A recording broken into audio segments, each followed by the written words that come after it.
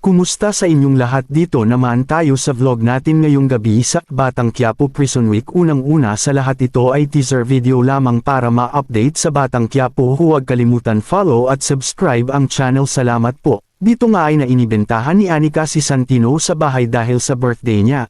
Ginamo ni Anika ang sugat ni Santino nito at si Santino ay nagbigay ng regalo kay Anika na isang keychain. At nagsabi si Anika ng I like you kay Santino pero natulala lang si Santino at dito ay umalis na ito dahil hanap na siya bahay nila. Pero nalungkot si Anika dahil nasabi niya kay Santino ito. Dinala na ang bangkay ni Severino at nakita ito ni Bullet at tinawagan na agad si Ramon.